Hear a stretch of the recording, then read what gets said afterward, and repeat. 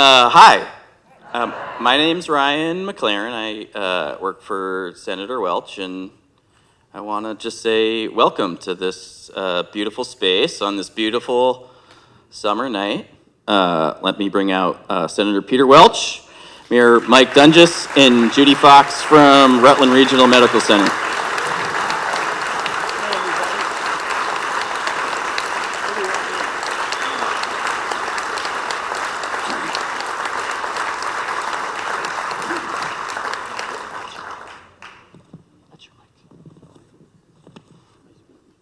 Peter, hello.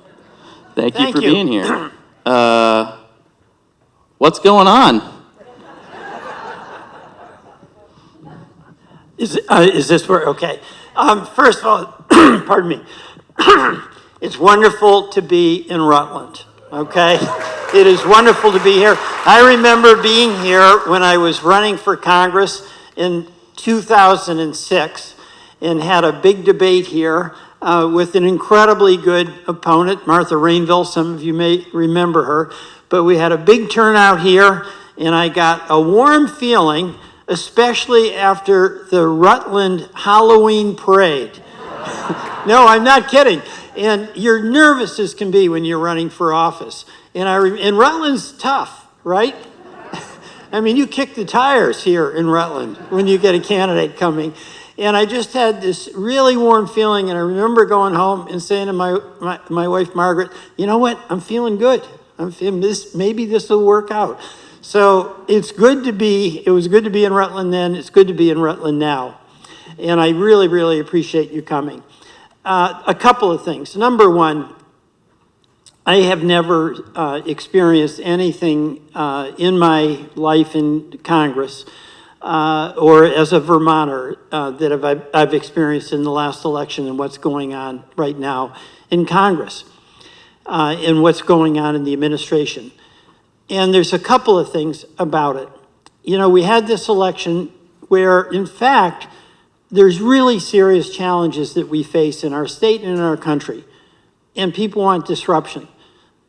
Because for a lot of folks, the cost of living is really, really tough. Grocery prices going up, and the paycheck to paycheck life is really, really creating a lot of anxiety for you, for your kids, for your community.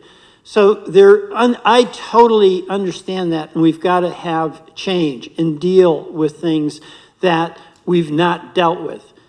A second thing is the border. That really is important. We do have to have a secure border. But what's happening now is a lot different than what has been advertised. There's a real challenge to the rule of law. And we're ruling by executive order. And that's not right. You know, this is not an abstract thing about the separation of powers in three branches of government. It really was founded by our founders on the observation of human nature that the concentration of power is very, very dangerous. And that's why we wanted to have three co-equal branches of government. And what's happening, as I see it right now, is the power is being concentrated in the executive, and many of my colleagues, particularly in the House, are willing to cede authority to the executive that belongs to the Congress. Tariffs is a really good example, okay? The second thing is that I'm worried about the economy. I am worried about prices. I am worried about good jobs. And what is happening right now is going to be detrimental to the economy or in the country and right here in Rutland. I mean, the tariffs are causing an enormous amount of conflict and consternation with our businesses. They don't know whether the tariff is on today or off today. They don't know whether it's 50% or 75%. And you can't run a business that way. And as we all know, the people who end up paying the tariffs are the people who buy the products. That's you and me. A tariff is a tax. Let's not mince words about that. A second thing is this budget that we're talking about. And I'm alarmed by this. You know, my reputation is working with the other party. Did that in Vermont, did it in Congress. There's been a choice made by the leadership to do this by what's called reconciliation. And that basically means it's written by only one party. The Democrats have no seat at the table. But what's disturbing to me about this is the impact it's going to have on things that are really essential in our community, right here. Thousands of people would lose Medicaid health care. 2 out of 3 of our seniors who are in nursing homes, that's paid by Medicaid. And their families, just think of what's going to happen if they lose access to that bed. We've got Judi here who's going to be talking. Our hospitals, if people show up and they don't have Medicaid, Judi's hospital, Rutland, your wonderful hospital, is going to serve them, but just not get paid. And how long can that be sustained? We've got a lot of folks in Vermont who are hungry. And we've got farmers who want to feed them. And we've had programs, Patrick Leahy had an awful lot to do with this, farm to school, farm to table. Those folks aren't going to get the meals they need. And that money then comes out of the economy and it doesn't go, say, to the farmers. And then what we're also seeing right now with this bill is, have you noticed how interest rates are going up and up and up? That hits you if you're borrowing money for a car. It hits you if you want to get a mortgage. It hits our business if they want to borrow to expand and get some new employees. So all of these things are embedded in this bill that has had no real investigation, an inquiry, or participation. And the basic point of all those cuts is to give tax cuts to folks who don't need them. Don't need them and won't help our economy. So my view is have to be doing everything we can in Washington to help people back in the community be successful doing what they do, running their businesses, educating their kids, providing health care, getting some money to infrastructure so Mike and Rutland can do the rebuilding that you're so much in the midst of doing right now. And then finally, and this is heartbreaking for me, there's a kind of casual cruelty about the implementation about a lot of the things that are happening. And, you know, it's been my experience in life and in public life as well, that people don't mind having to face hard things. They're willing to accept disappointment because we just don't necessarily have the resources we need to get to where we want to be. But it's important to us as Vermonters to treat people with respect and to give them a hearing if they're going to be picked up and challenged and moved to a prison in El Salvador. You know, this is just not right. And I'm very happy, by the way, that our courts and our judges here in Vermont have been standing up for the right of individuals.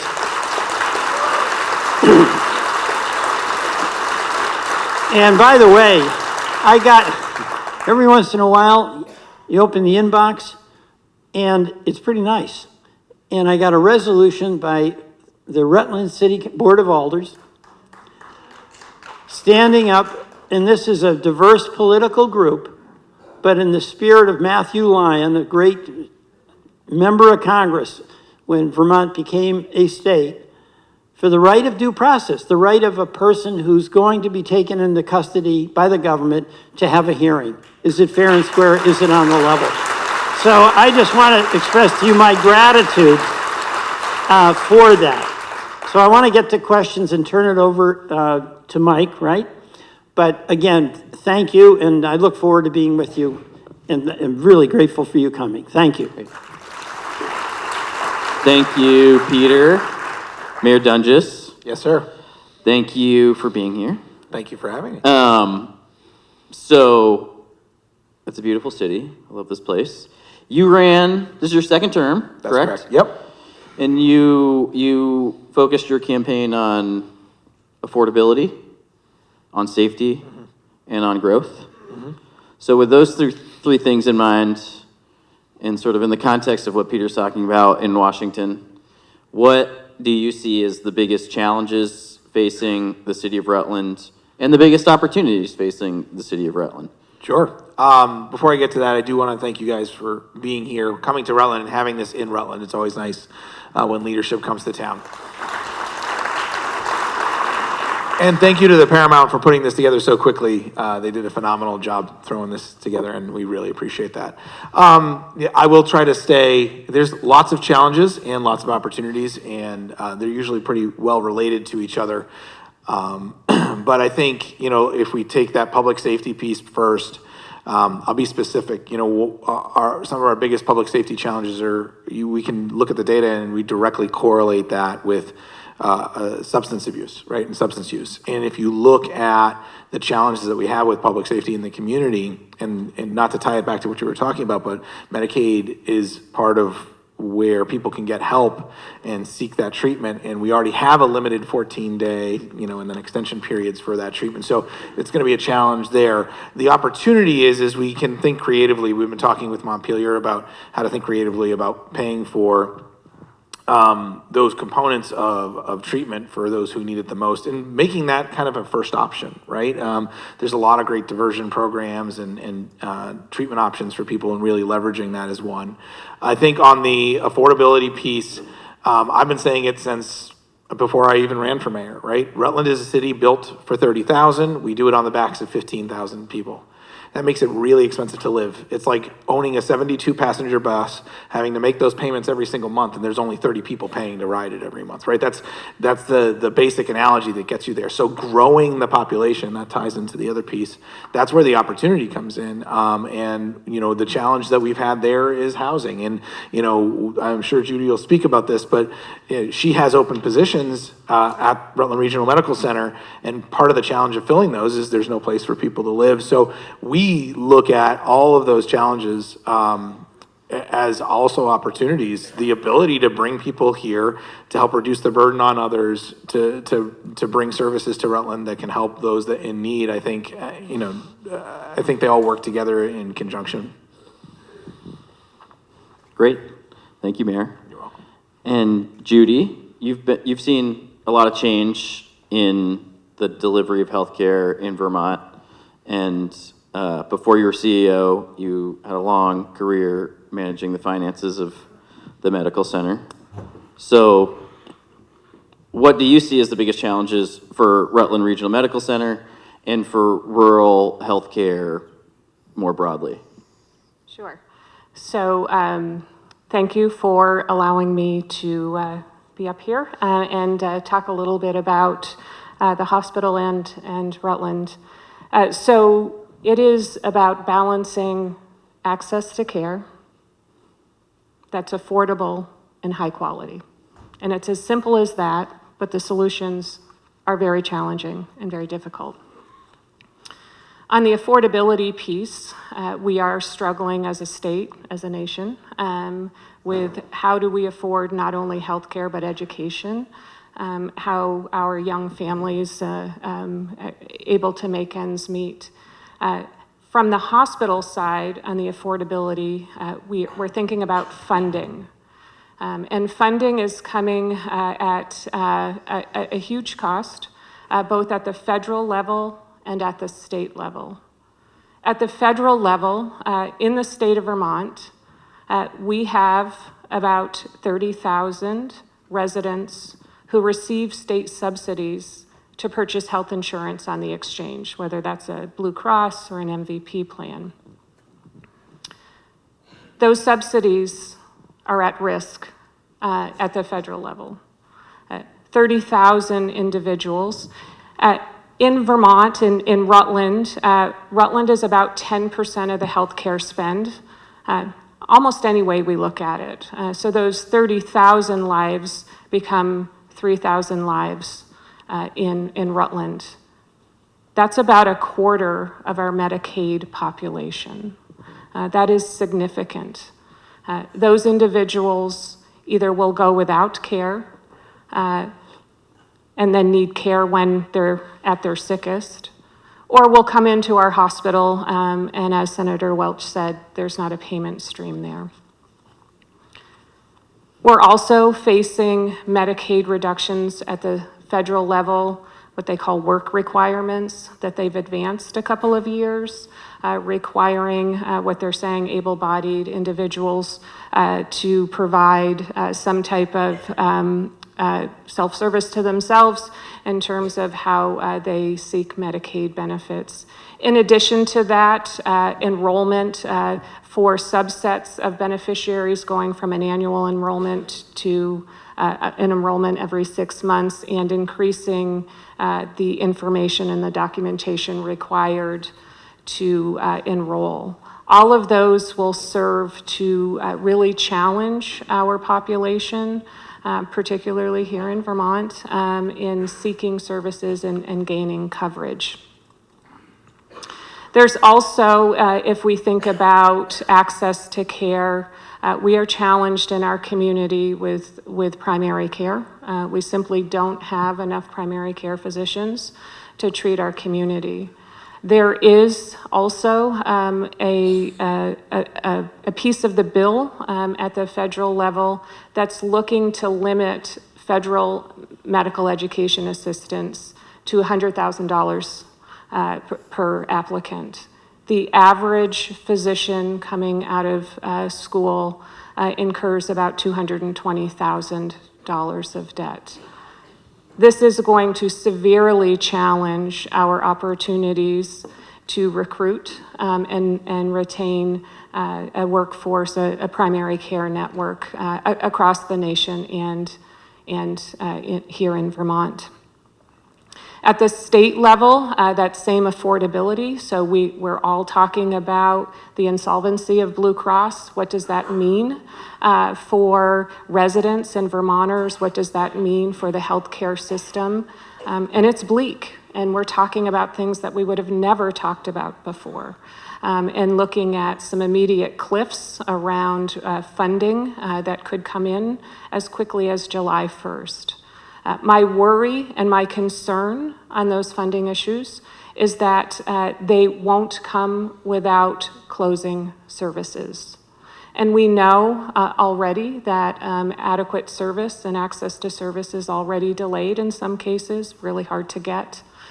So we as a management team here at Rutland Regional are looking at ways in which we can really mitigate those costs. Our opportunities, we have a very skilled workforce, a very committed workforce where there's about 1,800 employees at the hospital. We have really put together a strategic plan that tries to address some of these issues. We've had some success over the last 2 years. We've recruited almost 630 new employees to our facility, which has helped to drive down our turnover rate, which has been significant. We have retained more nurses in our organization, but we also have what we think is an ability to grow our services. And that seems counterintuitive when we talk about needing to be concerned with volume and Blue Cross solvency. We need to grow our services that are appropriate and right for Vermonters, not just to protect our bottom line. And I think that's where we are very focused. As a community, we also have many opportunities in partnering with our clinical and care providers, whether that's our mental health, our home health, our primary care networks, and really opening up dialogues around how we can partner together to make sure that the patient is receiving care the right time, the right location, the right provider. We don't always get that right now. And part of that is an access issue, that when all else fails, you come to the emergency room. That is a high cost provision of care. We have some opportunities in looking at technology and really leaning in. We all are experimenting with AI and artificial intelligence. What does that mean? How do we embed that? We have some opportunities to help us be more efficient, but we need to be really smart about that. And start not with what would be necessarily front-facing with our patients, but to really help some of those administrative opportunities and efficiencies before we move onto front and forward-facing with our patients.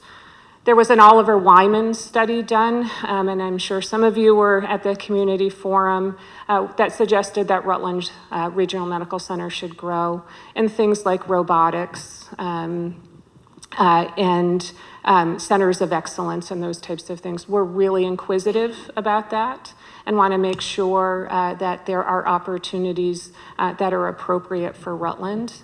And then I'd like to say we have a Bouse Health Trust, and when we think we can't provide a service, we have a wonderful network of providers that we can partner together for things like transportation, food insecurity.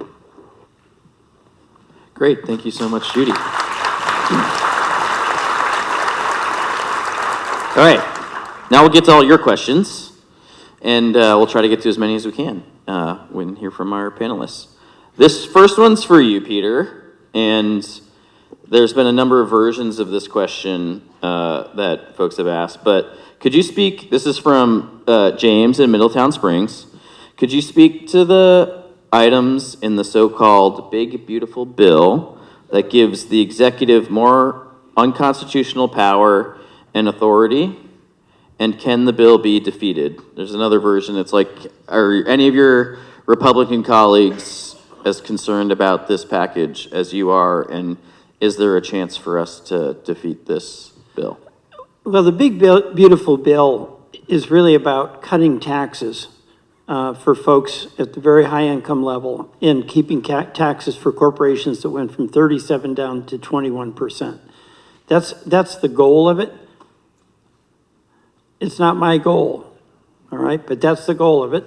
And then in a so-called nod to fiscal responsibility, where that's going to add about $4 to $5 trillion to the debt, we're going to pay for the advocates are going to pay for it by taking money away from the Rutland Regional Medical Center, from folks who are on Medicaid, from folks who are getting access to help with nutrition, from the reduction in grants for the National Institute of Health, for reductions in grants to the National Science Foundation, organizations that have enjoyed bipartisan support for decades and who have served us well coming up with cures for cancer, for doing research on Alzheimer's.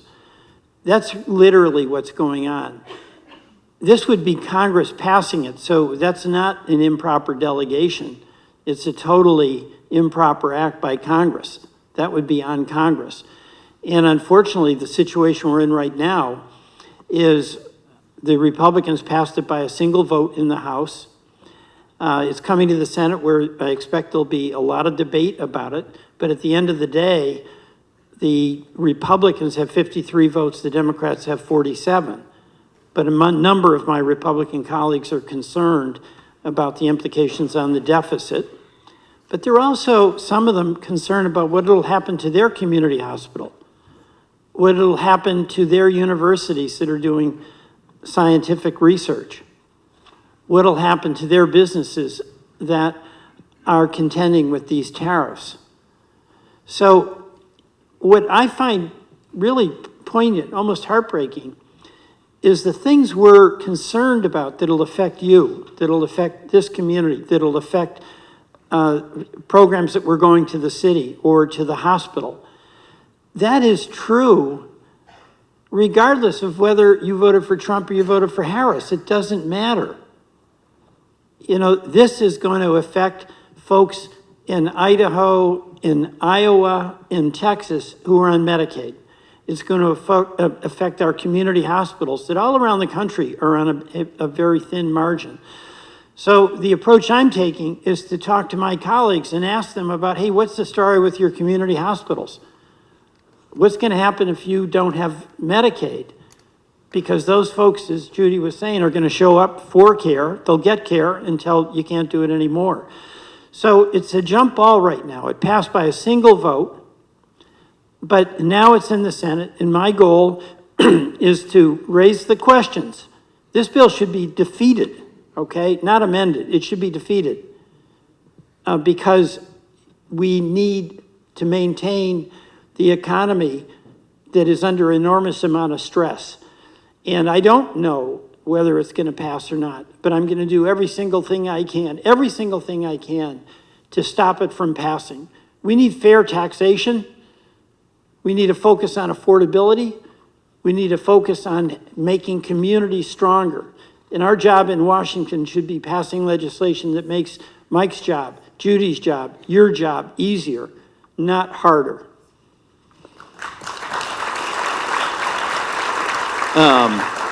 Thank you, Peter. Just as a follow-up to that, this is from Martha Welch from Chittenden. No relation, I assume.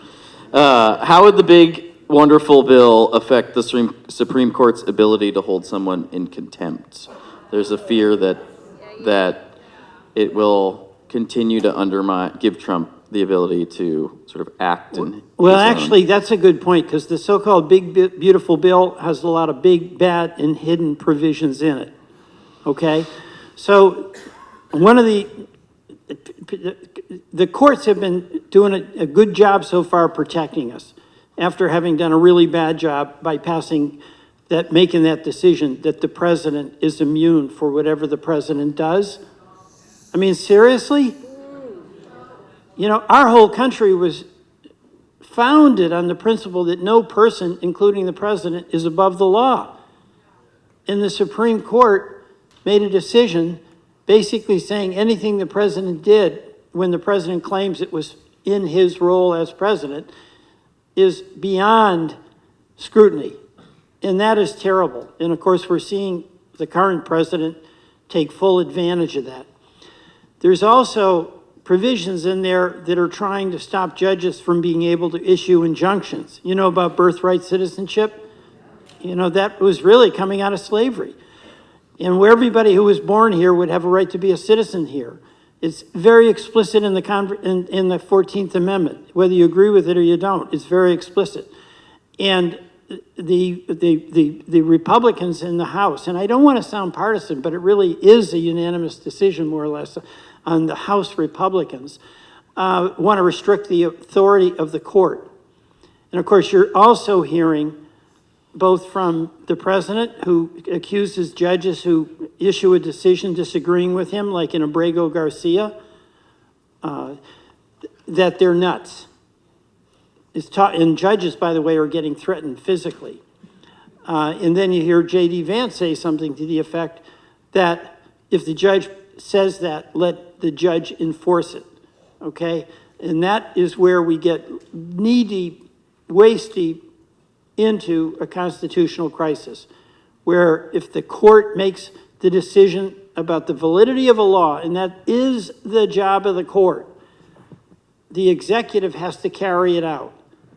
You know, we're all, maybe a lot of us too old to remember, but in that incredible decision in 1954, Brown v. Board of Education, which said separate but equal is not equal.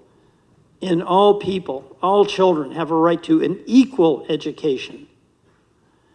President Eisenhower knew how much turmoil and tumult that would create politically, but he saw it as his job as executive to enforce the law and send troops to Arkansas to see that that was done. That's in jeopardy now, and we've got to fight to keep it.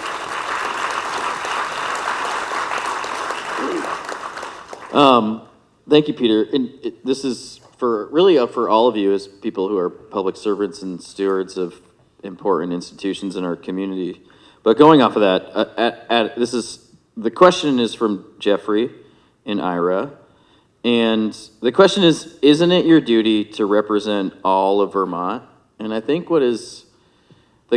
so how do you do that in your role in a time where there is a very charged political atmosphere?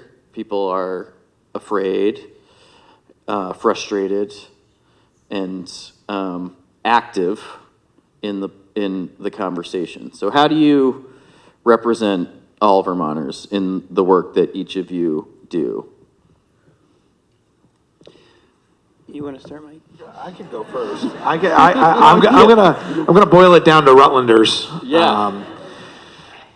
When you go back to those three things that I tend to talk about: safety, public safety, affordability, and growth. Those are table stakes, and regardless of your political views or perspectives, everybody's going to benefit from a more affordable community. Everybody's going to benefit from a more safe community, a safer community. How we get there is usually what's How we get there and how we approach it is usually what's up for debate.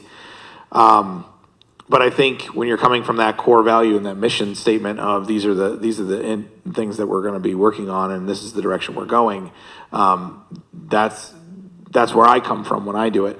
I do have to remember, though, even though I got the majority of votes, right, I'm representing everybody, and it is challenging. But I think listening is the key, right? I think when you start to listen to what everybody has to say, when I open my email in the morning, I've got more emails from people that don't agree with what I am doing than that do, and we have to take that in consideration. And I heard once from a very good friend of mine, and I've kind of lived by this philosophy that when you make a decision with all the information that you have at that time. If you get new information, you get to remake that decision in most cases. And so always taking that information in, always listening to the constituency, always trying to take that feedback and apply it and see if it moves the needle in either direction. Can I go? You know what? I actually love the job that you've given me to do. And the reason I do is because I have an opportunity to best of my ability to listen to you, like what Mike says, to do my best to interpret that and advocate for it. But it also means that when I listen to you, if I disagree with you, I owe it to you to tell you that. But the biggest part of politics, the most important part and the most underutilized, and I'm in an organization where people like to talk a lot, is listening. Because when you really listen, it's not just what the person says. It's what they're feeling. It's what their hopes are. It's what their aspirations are. So, a lot of people didn't vote for me. But I'm trying to listen about what it is they're seeking to have. A lot of times it's common ground. It's like affordability. It's like having some security that their kids will have daycare when they're off at work. It's like they do want to have confidence that there's a healthcare system that'll be there for their parents when they get sick. And then to actually do the hard work of trying to create the trust that's required for common ground to move ahead. When I was Senate president, and Phil Scott was in the Senate with me, and so I had a lot of authority about who was on what committees. And Phil Scott was a great friend and really good senator, and I helped appoint him to chair a committee. He's a Republican, I'm a Democrat. When I tell my colleagues that in Washington, they actually want me to have a mental status examination. But what we found in Vermont, in my view, is we need this in Washington, is that it's not just about winning that vote. It's about making progress, making things more affordable, making the healthcare system more secure, making the education that our kids get stronger and more durable. So that's what has to be the motivation. And there'll be people in all of our lives that never agree with us, sometimes for arbitrary reasons. We can't do anything about it. But we can be honest, direct, and do our level best to try to make this a better community and a better society.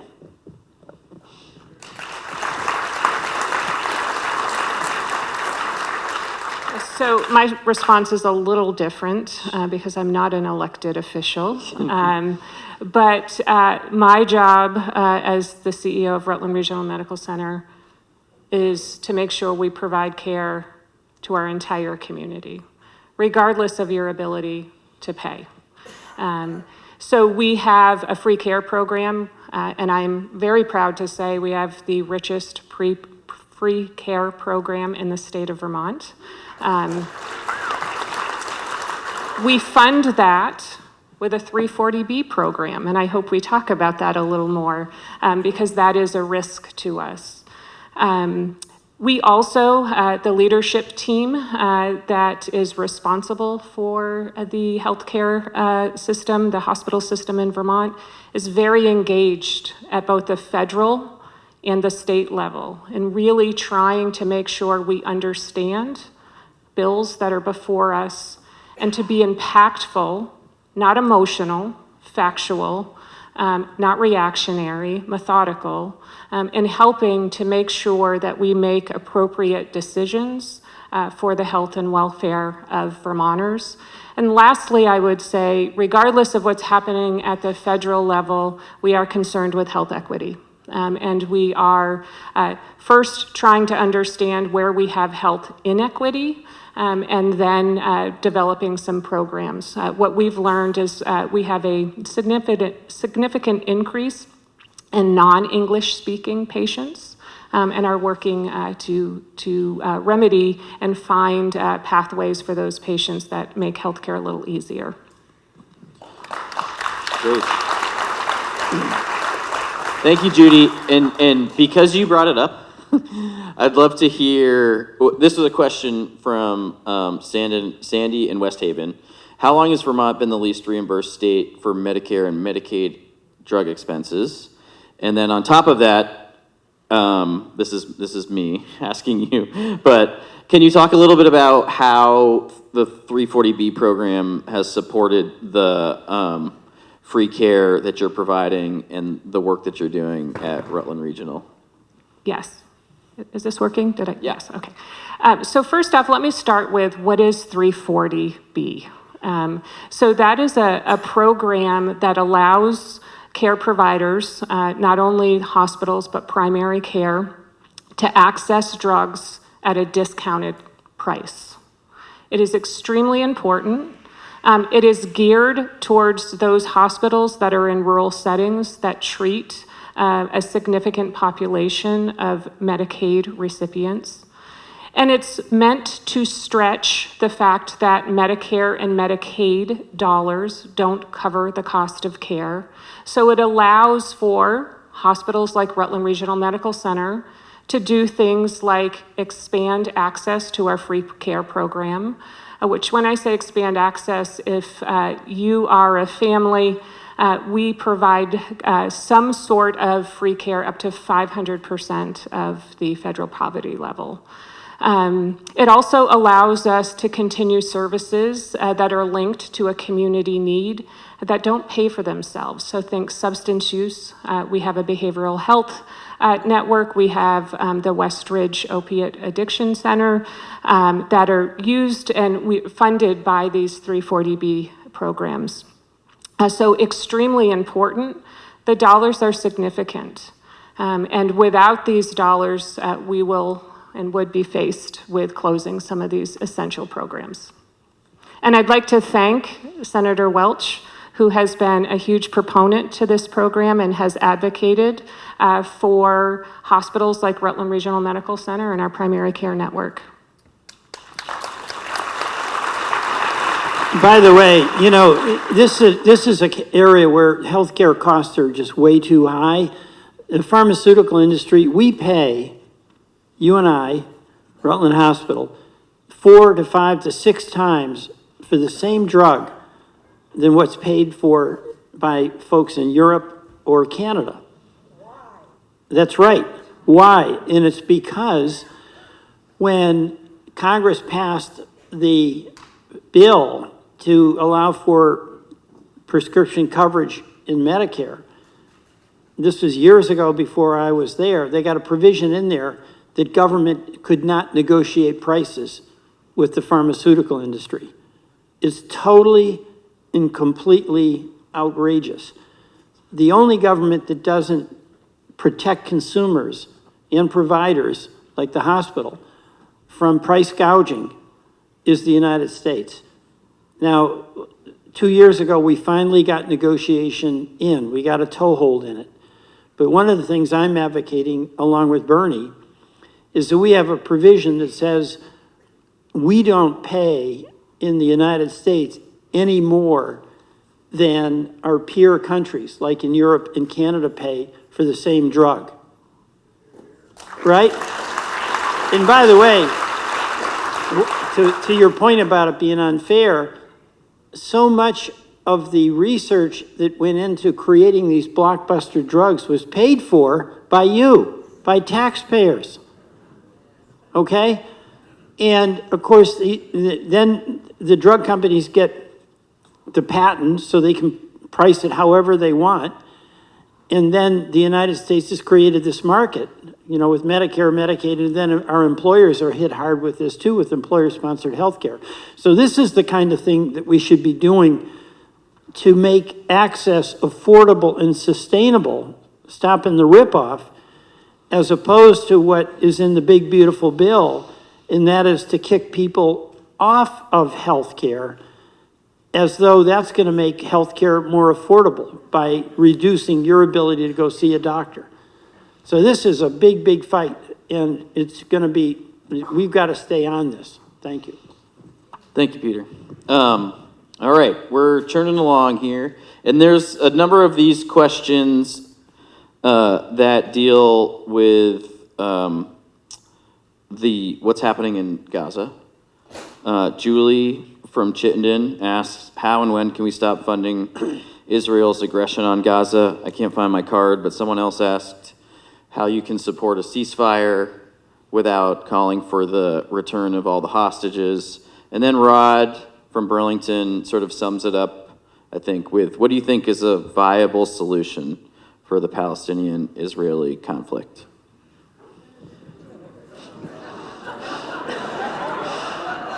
Well, as you know, what's going on right now, 19 months into the war, where there is literally no aid going in, where now there's a trickle going in, but it will only be delivered if people in the north of Gaza somehow, some way manage to get down to the south of Gaza. When they're ill, they're sick. And where the whole distribution system has been foreclosed, people are starving to death. Now, let's step back and acknowledge what Hamas did on October 7th was absolutely appalling. Absolutely appalling. It was a brutal attack on innocent Israelis by a vicious terrorist group that not only had no regard for the Israelis that it killed and captured, it had no regard for the Palestinians it supposedly was representing. Israel had a right to defend itself. Then this is a question of proportionality and what's effective. And 19 months into the war, Israel has been very successful in degrading Hamas massively. They've been very successful in destroying the infrastructure. They've been very successful in all but destroying Hezbollah, which was a real adversary as well. The Assad regime has fallen. There's an argument to be made, and Israel has good relations with some of the Arab countries that it didn't have before. So right now in Gaza, many of the Palestinians who had nothing to do with what Hamas did on October 7th have no food. Many of them have moved and been displaced 10 or 12 times. So there's not an easy answer to this, but it's always been the United States policy and the policy and the advocacy of many Israelis for a two-state solution. That can't include Hamas, obviously, because they're not committed to that. But we cannot, I think, condone the starvation of people who, through no fault of their own, are living in this open air without food situation. My view is the United States should be doing absolutely everything it can to encourage the Israeli government to meet its responsibility, frankly, under international law.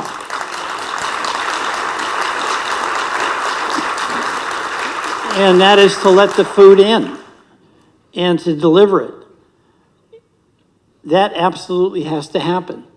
You know, starvation cannot be a tool of war. That's an international law.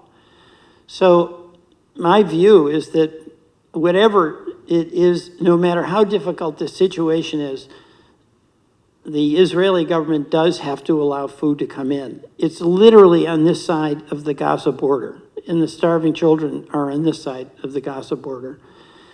And what also worries me is that this is causing an enormous erosion of support for Israel.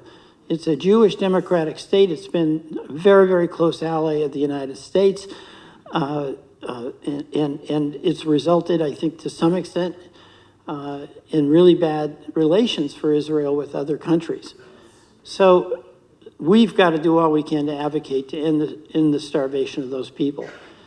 And then obviously to be as fully supportive as we can of having something like an international force that's in there to provide some legitimate governance to the people in Gaza, and to make certain that Hamas is not an effective force to be able to even think about doing what they did on October 7th.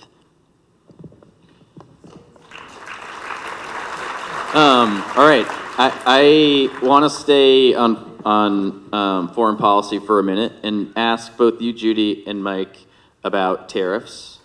Judi, you mentioned before that the hospital you were planning or concerned about some of the tariffs. Military aid to Israel. And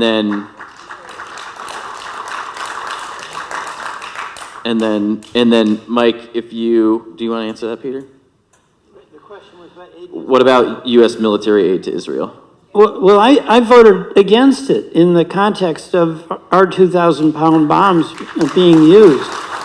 But it's with a certain amount of humility, because what Hamas did was truly, truly terrible. Occupation's been going on for decades. Yeah. That's what caused it. Both sides. The bombing and the maiming of the people. As you know, I voted against U.S. aid to Israel, and it was based on my judgment that what the Netanyahu government was going to do was going to cause the extensive loss of innocent lives, women and children, that we saw. All right.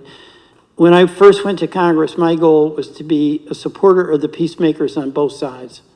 Some of the best people, the most peace-loving people in Israel were on the receiving end of that violence. I went to the community called Sderot, which is in southern part of Israel by Gaza. The Israelis I met there were among the most active peace activists in trying to promote a two-state solution. And many of them lost loved ones and they were victims. I have enormous empathy for what happened. I have enormous contempt for the Hamas, violent terrorists who did this. But the cycle is getting worse and worse and worse. And we do have over 53,000 in Gaza who have died. And we don't have a breakdown of how many were combatants, how many were women and children. But we have a situation that is just not acceptable. Those kids haven't been to school in 19 months. Those kids have lived in tents, if they're lucky, for 19 months. And does this continuation with no end in sight help bring about what Israel deserves? And that is peace. Will it help or not? I don't think it will. Okay, so that's where. Yeah, and appreciate it. And there's no good transition from this, but I do want to get to as many questions as we can from folks. And so, Judi, Mike, tariffs? Have you seen an impact? What are you anticipating? What are you thinking about what's going on? Certainly. So it is something that we are concerned with daily, and we are watching for the impact. Our concern is who's going to pay for the increased costs. We know that our federal Medicare program is not keeping up with inflation. We're actually facing costs reductions and funding reductions in the Medicaid program, which leaves the commercial insurers, and we all have watched and are listening to the concerns with Blue Cross in Vermont and their near insolvency. So our concern is it comes at the cost of programs. And we are doing everything in our power. And I want to say we're not burying our head in the sand. Over the last handful of years, we've cut about $15 million of cost to offset inflation. That becomes harder and harder every year, right? Low-hanging fruit. But that doesn't mean we don't stop looking, and we certainly will. But we don't know what the impact is, and it's a wait-and-see game.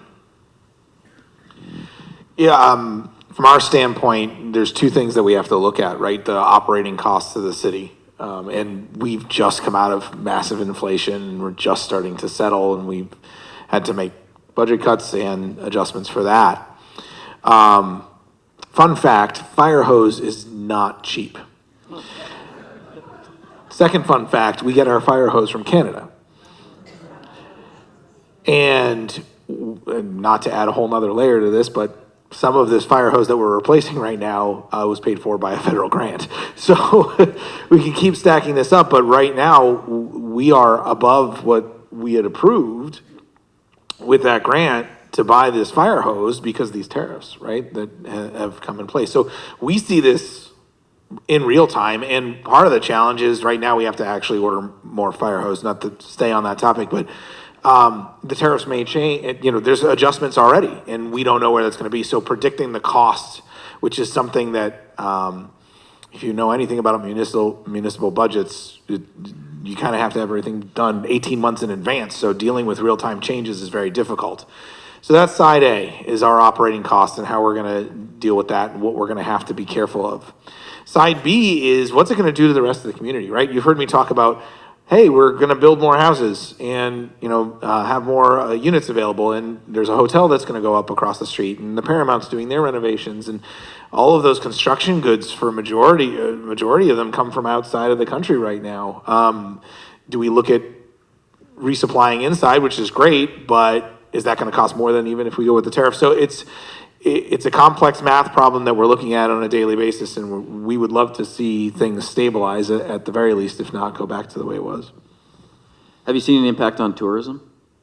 Not down here as much, but I know that Killington is concerned about it. We've got a big project going on up the hill, and you saw Jay Peak, a 30% decrease, and that has the tendency. There's a lot of people that come down from Canada that utilize our facilities, throughout the region, and we are concerned that might have an impact at some point. I just got back from Canada. We met with the Prime Minister, and it's the first Senate delegation that has met with the Canadian Prime Minister in 5 years. That's pretty terrible. Candidly, they were insulted. The 51st state talk, the governor, and they were dismayed. It was like your best friend started insulting you. That's how they took it. So emotionally, it's been very tough and hard for them. And the other thing is we did some tariff roundtables up in St. Albans and up in Newport, right on the border. And it has had a devastating impact on tourism. And a lot of these businesses, these like B&Bs, that folks have been coming for years. We have one manufacturer, Askita, where folks from Canada ordered online. They have very good business and then sent it back after the insults flew. So just on an emotional level, why would you do that, right? With people you care, you revere. But secondly, we have an agreement with Canada. We negotiated a trade agreement. It was working fine. And now we're creating something that is enormous confusion for our businesses because the tariff might be 100% today, it might be waived or suspended tomorrow, and then 10 days from now it might be 45%. And we just had a meeting with business folks down in Manchester, Vermont, and regardless of what your politics are, you cannot operate a business where the cost of things you absolutely need are changing day by day, month by month, and at the whim of somebody who won't tell you what he's doing. And then, it's whimsical. And then, this is what is also appalling. This tariff regime is arbitrary. So if you know Howard Lutnick, if you know Scott Bessent, if you know Donald Trump or were a contributor, and you've got their numbers, You call them up. Apple Computer did it. You know, Tim Cook was on the dais when the president got sworn in. He gives a call to the president, the tariffs are waived until they weren't, okay? But we've got a couple of manufacturers in Vermont, and there was a story in the New York Times today about a couple who've got a little business where they make, a really nice business, where they make water bottles made out of material that bikers really like. And they're getting hammered with these taxes, these tariffs. They've got shipments that have come in, and they can't unload them because suddenly the cost has gone up by like 50%. They don't have Howard Lutnick's number. You know, so you're turning the economy into one that's based on a good product, good service, and a fair price, into one where you compete by knowing the boss, whose name is Trump. That is outrageous.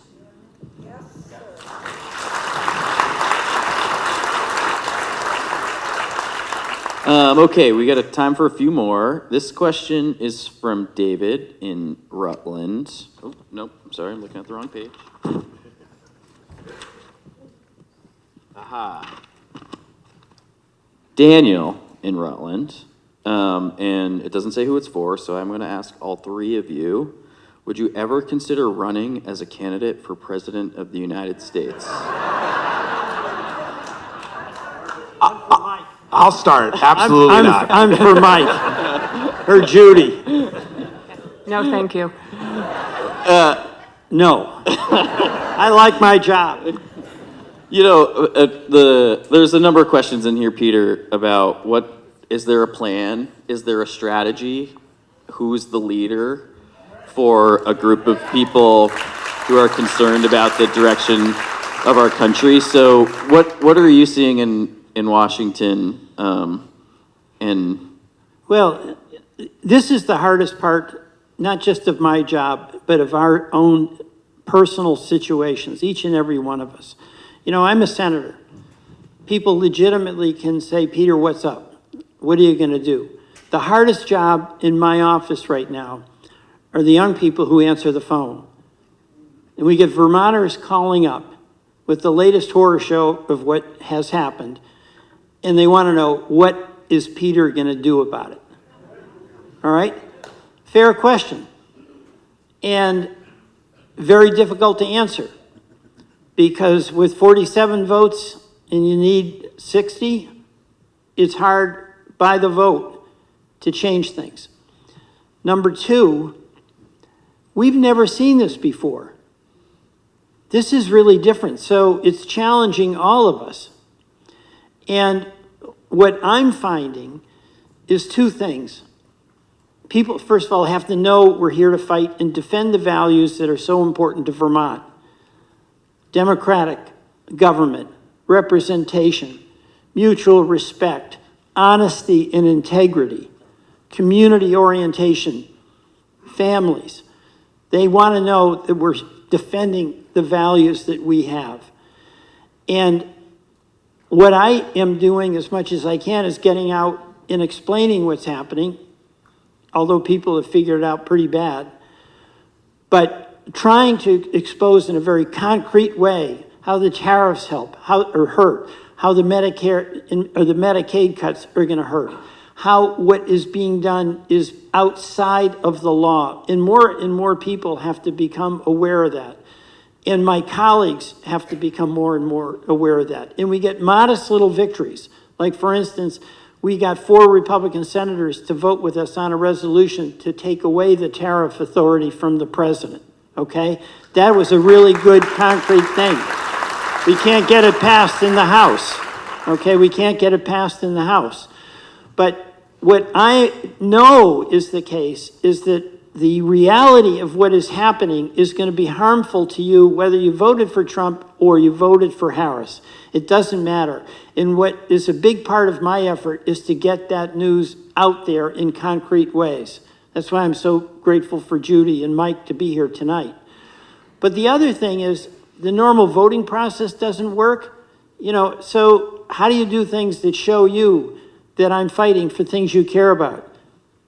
I went and visited Mohsen Madawi, who was locked in the St. Albans jail.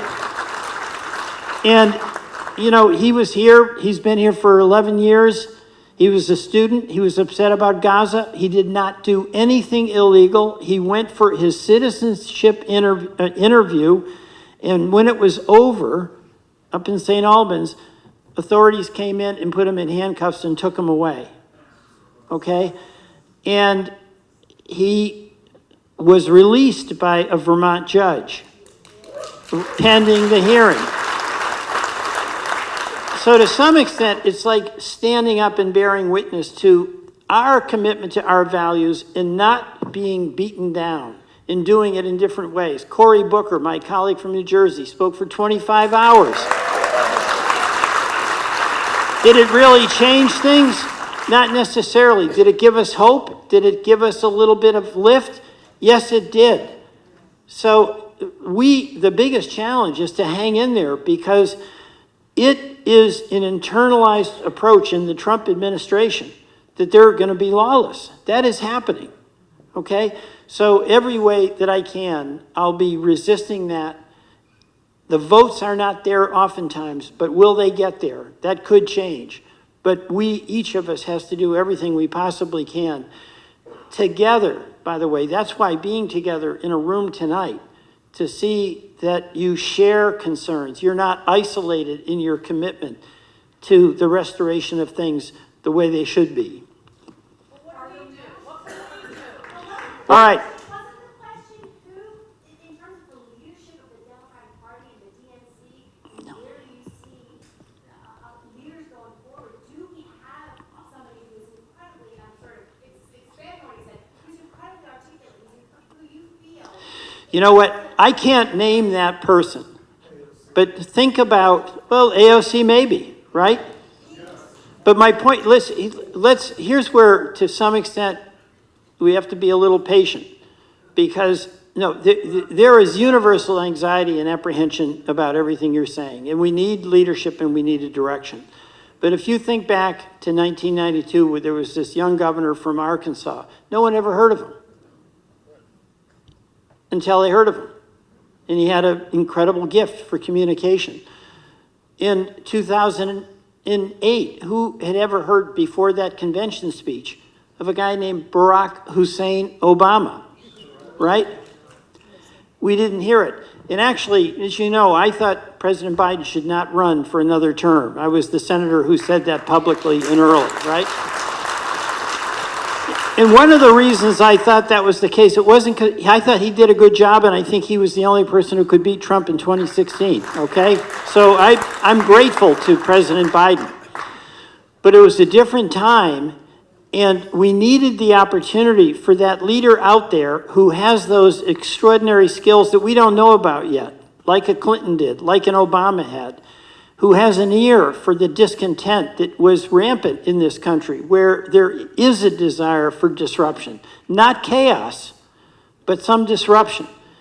And we deprived ourselves, by not having an open primary, of the opportunity to do that. So your question is the one I asked myself. I'm getting asked it all the time. And do I have a ABC answer? I don't. But I do know we've got to hang in order to be in that position to be able to change things. Well, we just heard the last question I want to ask, and I want to ask all of you, because I want to be respectful of this beautiful space, the ushers who are volunteering their time. But it is the question that came up most before in pre-registration and here in the room. And the question is, what can we do? We being citizens. And I think I'd like to ask all of you, Judi, in your capacity as CEO at the Medical Center, Mike as mayor, Peter in the Senate, what can people do to support your work in the community and to help build the institutions that you all are trying to shore up day in and day out? What can folks do right now to help you? Sure, so I'll start.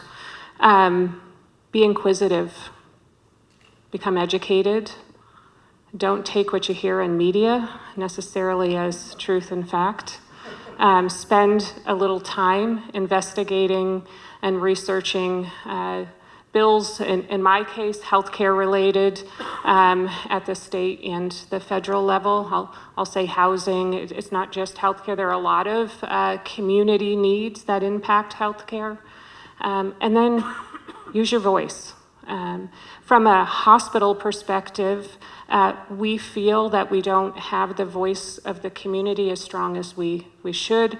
So be on the lookout. We are trying to reinvigorate a patient and family advisory council where we can invite your voice into our decision-making and our strategies to ensure that we are delivering health care that is appropriate and needed in the community that we serve.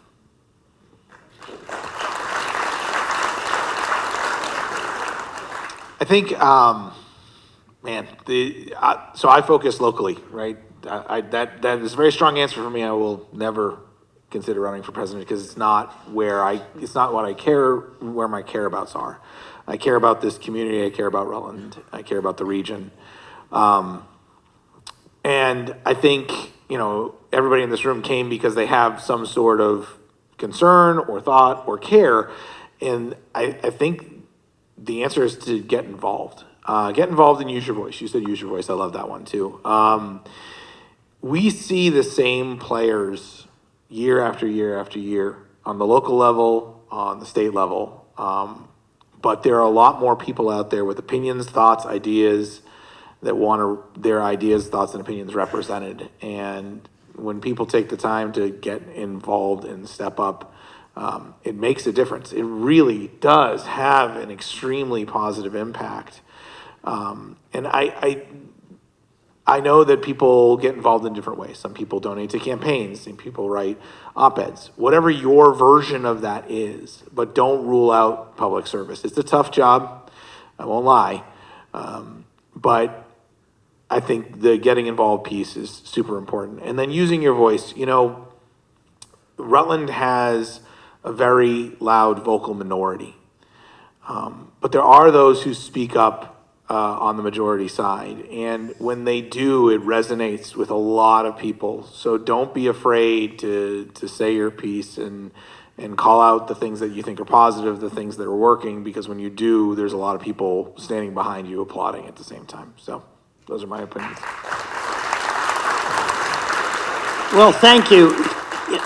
My job is to speak out as loudly, as aggressively, as assertively, and as constantly as I can on your behalf in Washington.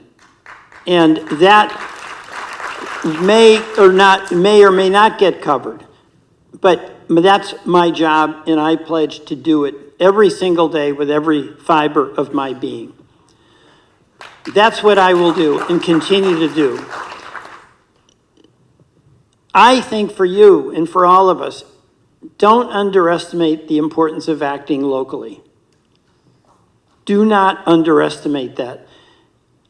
I just came from Casella's where I saw John, and they're doing a training program there for kids getting out of high school to get good jobs in the trades. That's all being done locally. I see what's happening with your housing over here in the hotel that you're building. That's being done locally.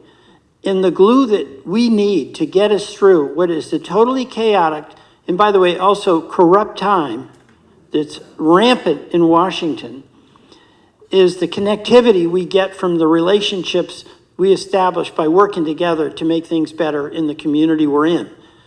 It's relevant what you're doing, even if you can't see that moving the needle right away in Washington. But Bernie and Becca and I will continue to do everything we can to change that correction. You're going to have a chance in the next elections to send a signal. You're going to have a chance to do that as citizens. And, the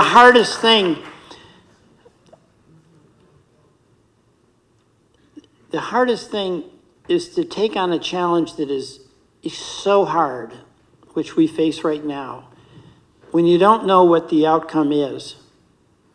But every single thing in you says, the outcome you fear is not the one you can accept. And you don't know whether that action you take that day will make a difference, but you don't do it because you need to know it'll make a difference. You do it because you know it needs to be done. So how do we maintain that solidarity? Those of us who are very alarmed about the direction of our country, it's by working together, putting one foot in front of the other, by acting locally. And then when you have the opportunity to speak with a broader voice at a demonstration, to your members of Congress, get out there and do it. And keep your eye on me and make sure I'm doing my job too.